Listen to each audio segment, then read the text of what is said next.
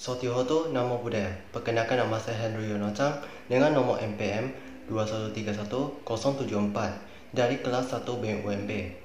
Di dalam video ini, saya akan merangkum yang dibawakan oleh Biku Utamo dan Bapak Cornelis Wowo yang menjelaskan mengenai karma dan kelahiran kembali. Karma dari dulu sudah sering dibicarakan. Bahkan sampai sekarang, kata ini juga sering kita dengar di kehidupan sehari-hari, baik itu di Buddhisme maupun di non-Buddhisme. Contohnya, jika orang lain melihat orang lagi menderita, orang lain tersebut akan menyebut itu adalah karmanya sendiri dari hasil dari perbuatannya sendiri. Jadi, karma itu sering diartikan dengan kata yang buruk. Tapi, arti karma tidak selalu buruk. Ada juga yang karma yang baik. Karma yang berasal dari kata kar yang artinya perbuatan. Dalam agama Buddha, satu perbuatan diklasifikasikan sebagai karma bukan cuma dari hasil perbuatan saja, tapi harus disertai dengan adanya niat dalam melakukannya atau kehendak dalam melakukannya.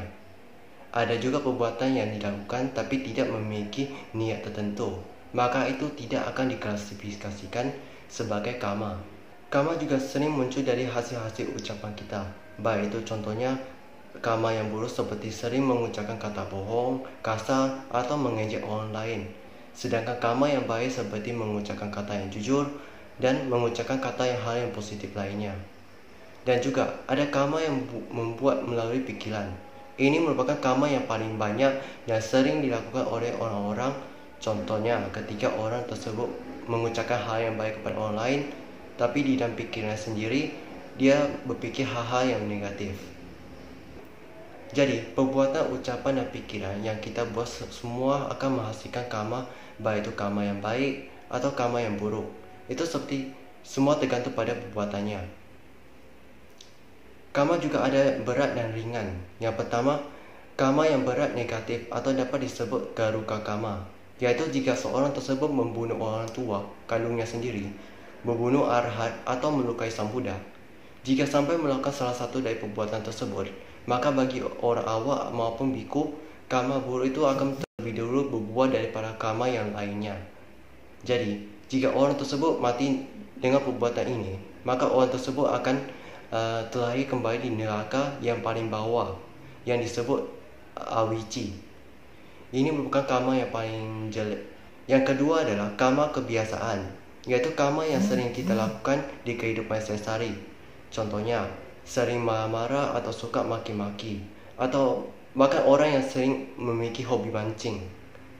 Bahkan kalau kita sudah sadar atas perbuatan kita sendiri, tapi jika kita sudah pernah melakukannya, maka itu akan tetap termasuk karma. Jadi karma yang buruk seperti garuka karma yang membunuh orang tua, membunuh arhat atau melukai sang Buddha, jika tidak ada karma seperti itu, maka karma akan berperang saat waktu kita mati nanti akan adalah karma kebiasaan ini. Jika kedua karma tersebut tidak ada, maka karma yang akan berperan kemudian adalah karma yang kita buat saat menjelang kita mati. Umumnya itu berdasarkan pikiran. Oleh sebab itu, umat Buddhis dididik untuk membiasakan diri mengontrol pikiran dengan meditasi supaya pikiran diarahkan ke hal-hal yang positif.